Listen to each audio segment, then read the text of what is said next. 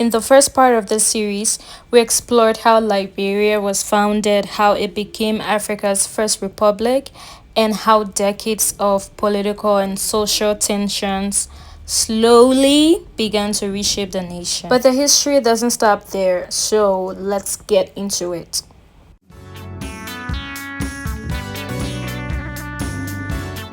By the way, this is a major river in Liberia and it's called St. John River. So, as we continue our journey through Liberia, it's impossible not to reflect on just how peaceful these roads seem today. Cars are moving freely, businesses are open, people are just going about their daily lives. But a few decades ago, it was a whole different story. So, by the late 1980s, Liberia was facing growing political instability, and many Liberians became frustrated with the direction the country was taking. Then, on December 24th, oh my god, that was Christmas Eve, 1989. The Civil War broke out. These people literally started a war on Christmas Eve.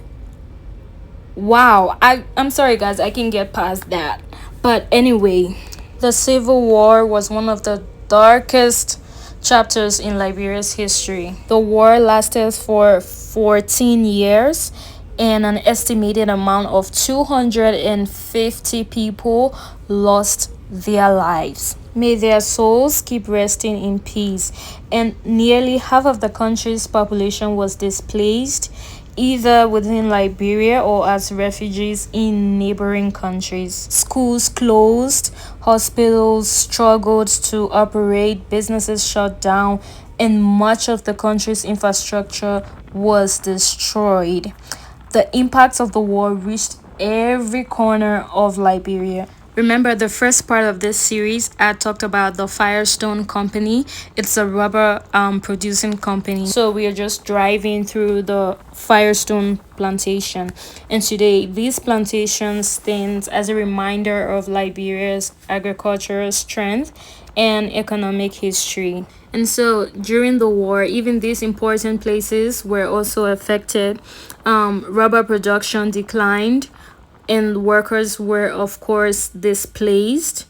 And it just reminds me that war doesn't only destroy buildings, it interrupts education, livelihoods, families, and the hopes people have for the future. Children lost years of education and then they had their whole childhood stolen from them. Yet, even in those difficult years, the spirit of the Liberian people never disappeared. Churches became places of comfort, neighbors supported one another with the little they had, and families held on to hope, believing that one day peace would return. And eventually, after the 14 years of war and the support of regional and international peace efforts, Liberia began its long journey, towards recovery. The end of the war did not mean the work was over, okay? In many ways, it marked the beginning of a new chapter, which leads me to our final point,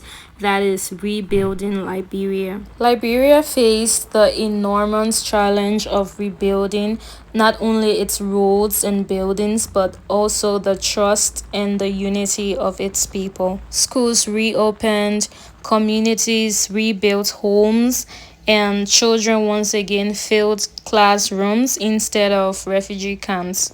In 2005, Liberia made another history when Madam Ellen Johnson Sirleaf was elected president.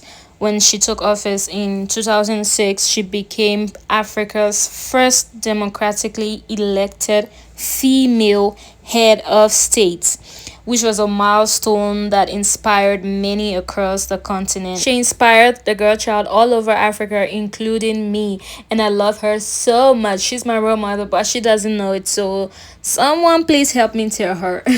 So since then, Liberia has continued working to strengthen its democracy, improve education, healthcare, rebuild infrastructure, and create opportunities for future generations. Liberia still faces challenges, including economic development, infrastructure, and opportunities for young people.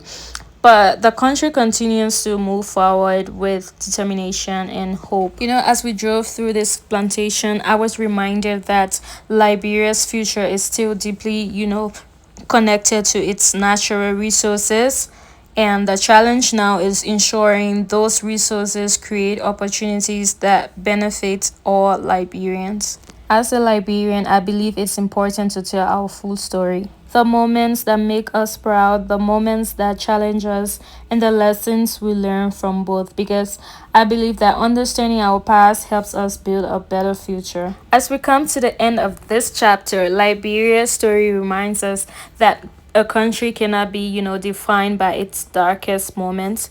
And Liberia is a story of freedom, of struggle, resilience, faith, and hope, and there is still so much more to discover. We have explored where Liberia came from and some of the events that shaped the nation. But in the next video, we are leaving the history books behind and hitting the road again, because Liberia is a home to some incredible places that deserve to be seen. So from beautiful beaches to rivers to nature, culture, history, hidden gems, I'll be taking you around Liberia and showing you some places you should add to your bucket list. So guys, thank you for joining me on this journey through Liberia's history. If you enjoyed this video or learned something new about Liberia, I'd love to hear from you. What part of Liberia's history surprised you the most? Let me know in the comments. It's Mama Coco Vibes, your home of real life, real vibes. And don't forget to subscribe. See you in the next video.